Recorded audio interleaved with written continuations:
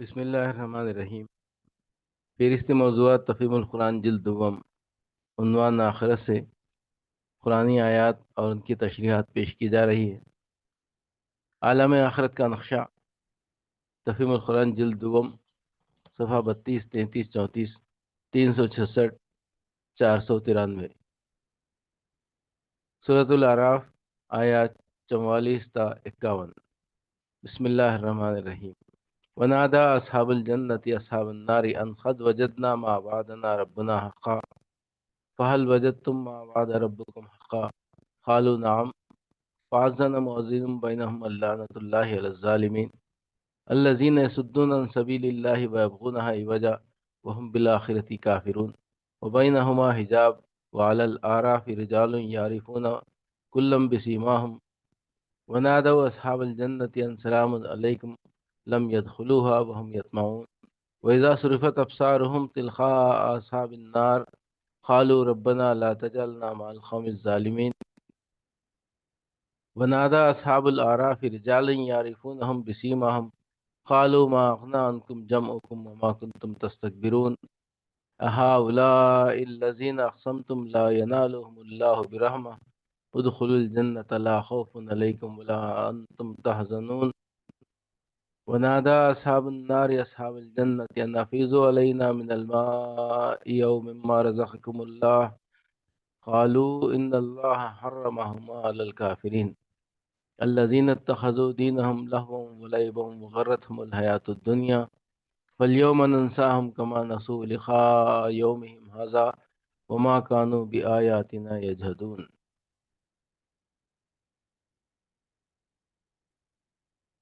پھر جنت کے لوگ دوزخ والوں سے پکار کر کہیں گے، ہم نے ان سارے وعدوں کو ٹھیک پا لیا جو ہمارے رب نے ہم سے کیے تھے، کیا تم نے بھی ان وعدوں کو ٹھیک پایا جو تمہارے رب نے کیے تھے؟ وہ جواب دیں گے ہاں۔ تب ایک پکارنے والا ان کے درمیان پکارے گا کہ خدا کی لعنت ان ظالموں پر جو اللہ کے راستے سے لوگوں کو روکتے اور اسے ٹیڑھا کرنا چاہتے تھے اور آخرت کے منکر تھے۔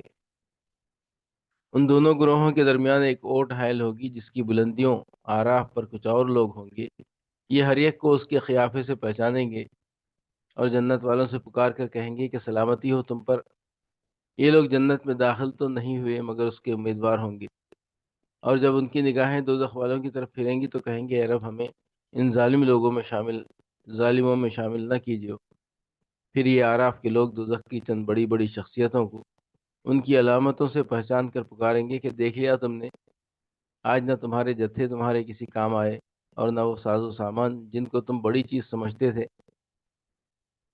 اور کیا یہ اہل جنت وہی لوگ نہیں ہیں جن کے متعلق تم قسمیں کھا کھا کر کہتے تھے ان کو تو خدا اپنی رحمت میں سے کچھ بھی نہ دے گا؟ آج انہی سے کہا گیا کہ داخل ہو جاؤ جنت میں، تمہارے لیے نہ خوف ہے نہ رنج۔ اور دوزخ کے لوگ جنت والوں کو پکاریں گے کہ کچھ تھوڑا سا پانی ہم پر ڈال دو، یا جو رزق اللہ نے تمہیں دیا ہے اس میں سے کچھ پھینک دو۔ وہ جواب دیں گے اللہ نے یہ دونوں چیزیں ان منکرین حق پر حرام کر دی ہیں جنہوں نے اپنے دین کو کھیل اور تفریح بنا لیا تھا اور جنہیں دنیا کی زندگی نے فریب میں مبتلا کر رکھا تھا۔ اللہ فرماتا ہے آج ہم بھی انہیں اسی طرح بھلا دیں گے جس طرح وہ اس دن کی ملاقات بھولے رہے اور ہماری آیتوں کا انکار کرتے رہے۔ اہل جنت اور اہل دوزخ اور اصحاب الاعراف کی اس گفتگو سے کسی حد تک اندازہ کیا جا سکتا ہے کہ عالم آخرت میں انسان کی قوتوں کا پیمانہ کس قدر وسیع ہو جائے گا۔ وہاں آنکھوں کی بینائی اتنے بڑے پیمانے پر ہوگی کہ جنت اور دوزخ اور اعراف کے لوگ جب چاہیں گے ایک دوسرے کو دیکھ سکیں گے۔ وہاں آواز اور سماعت بھی اتنے بڑے پیمانے پر ہوگی کہ ان مختلف دنیاؤں کے لوگ ایک دوسرے سے بآسانی گفت و شنید کر سکیں گے۔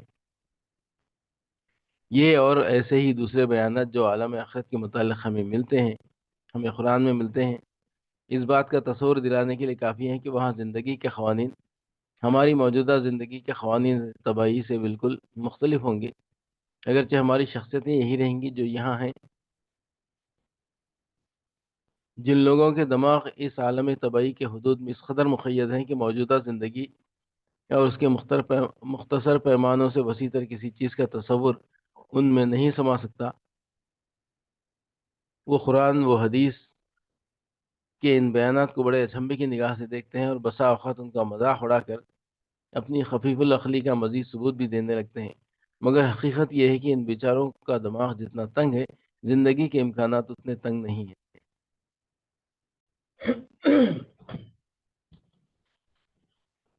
سورہ ہود آیات 96 تا 99۔ وَلَقَدْ أَرْسَلْنَا مُوسَىٰ بِآيَاتِنَا وَسُلْطَانٍ مُّبِينٍ إِلَىٰ فِرْعَوْنَ وَمَلَئِهِ فَاتَّبَعُوا أَمْرَ فِرْعَوْنَ وَمَا أَمْرُ فِرْعَوْنَ بِرَشِيدٍ يَخْدُمُ قَوْمَهُ يَوْمَ الْقِيَامَةِ فَأَوْرَدَهُمُ النَّارَ وَبِئْسَ الْوِرْدُ الْمَوْرُودُ وَأُتْبِعُوا فِي هَٰذِهِ لَعْنَةً وَيَوْمَ الْقِيَامَةِ بِئْسَ الرِّفْدُ الْمَرْفُودُ۔ اور موسیٰ کو ہم نے اپنی نشانیوں اور کھلی کھلی سند ماموریت کے ساتھ فرعون اور اس کے اعیان سلطنت کی طرف بھیجا، مگر انہوں نے فرعون کے حکم کی پیروی کی، حالانکہ فرعون کا حکم راستے پر نہ تھا۔ قیامت کے روز وہ اپنی قوم کے آگے آگے ہوگا اور اپنی پیشوائی میں انہیں دوزخ کی طرف لے جائے گا۔ کیسی بدتر جائے ورود ہے جس پر کوئی پہنچے، اور ان لوگوں پر دنیا میں بھی لعنت پڑی اور قیامت کے روز بھی پڑے گی۔ کیسا برا صلہ ہے یہ جو کسی کو ملے۔ اپنی پیشوائی میں انہیں دوزخ کی طرف لے جائے گا۔ سورہ ہود حاشیہ نمبر 104۔ اس آیت سے اور قرآن مجید کی بعض دوسری تصریحات سے معلوم ہوتا ہے کہ جو لوگ دنیا میں کسی قوم یا جماعت کے رہنما ہوتے ہیں، وہی قیامت کی روز بھی اس کے رہنما ہوں گے۔ اگر وہ دنیا میں نیکی اور سچائی اور حق کی طرف رہنمائی کرتے ہیں تو جن لوگوں نے یہاں ان کی پیروی کی ہے، وہ قیامت کے روز بھی انہی کے جھنڈے تلے جمع ہوں گے اور ان کی پیشوائی میں جنت کی طرف جائیں گے۔ اور اگر وہ دنیا میں کسی ضلالت، کسی بد اخلاقی یا کسی ایسی راہ کی طرف لوگوں کو بلاتے ہیں جو دین حق کی راہ نہیں ہے، تو یہاں جو لوگ ان کے پیچھے چل رہے ہیں وہاں بھی ان کے پیچھے ہوں گے اور انہی کی سرکردگی میں جہنم کا رخ کریں گے۔ اسی مضمون کی ترجمانی نبی صلی اللہ علیہ وسلم کے اس ارشاد میں پائی جاتی ہیں کہ عمراء الخیس حامل لو شورا الجاہلیہ الی النار، یعنی قیامت کے روز جاہلیت کی شاعری کا جھنڈا عمراء الخیس کے ہاتھ میں ہوگا اور عرب جاہلیت کے تمام شعراء اسی کی پیشوائی میں دوزخ کی راہ لیں گے۔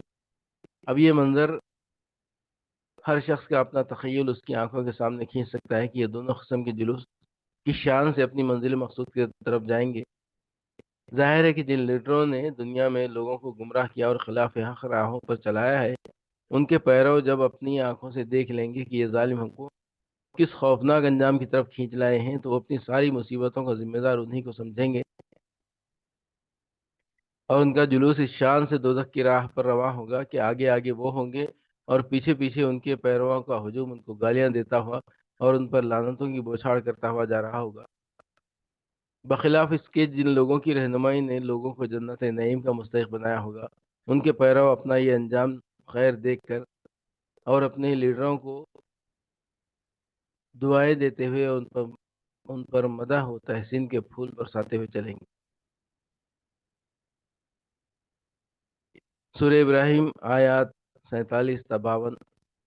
فلا تحسبن اللہ مخلف وعدہ رسلہ ان اللہ عزیز ذو انتقام یوم تبدل الارض غیر الارض والسماوات وبرزوا للہ الواحد القہار وترى المجرمین یومئذ مقرنین فی الاصفاد سرابیلہم من خطران وتخشى وجوہہم النار لیجزی اللہ کل نفس ما کسبت ان اللہ سریع الحساب هذا بلاغ للناس ولينذروا به وليعلموا انما هو الہ واحد وليذکر اولو الالباب۔ بس اے نبی تم ہرگز یہ گمان نہ کرو کہ اللہ کبھی اپنے رسولوں سے کیے ہوئے وعدے کے خلاف کرے گا۔ اللہ زبردست ہے اور انتقام لینے والا ہے۔ ڈراؤ انہیں اس دن سے جبکہ زمین اور آسمان بدل کر کچھ سے کچھ کر دیے جائیں گے اور سب کے سب اللہ واحد قہار کے سامنے بے نقاب حاضر ہو جائیں گے۔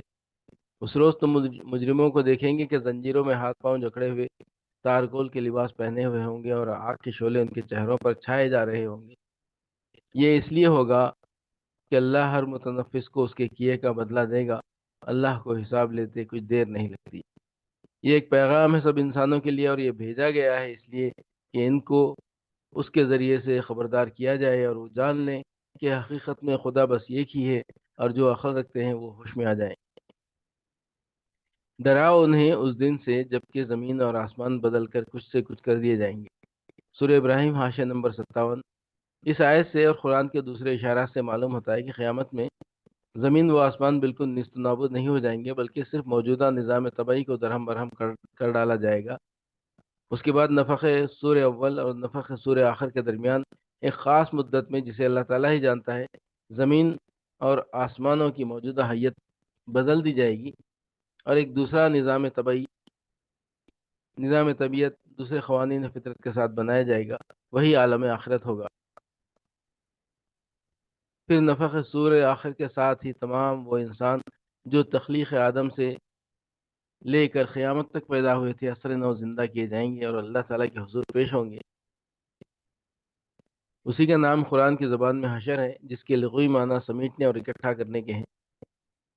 قرآن کے اشارات اور حدیث کے تصریحات سے یہ بات ثابت ہے کہ حشر اسی زمین پر برپا ہوگا، یہیں عدالت قائم ہوگی، یہیں میزان لگائی جائے گی اور قضیہ زمین برسر زمین ہی چکایا جائے گا۔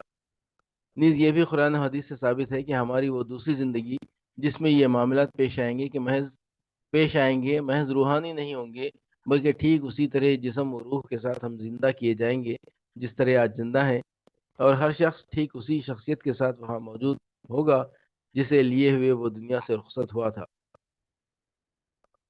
تارکول کے لباس پہنے ہوئے ہوں گے۔ سورہ ابراہیم حاشیہ نمبر 58۔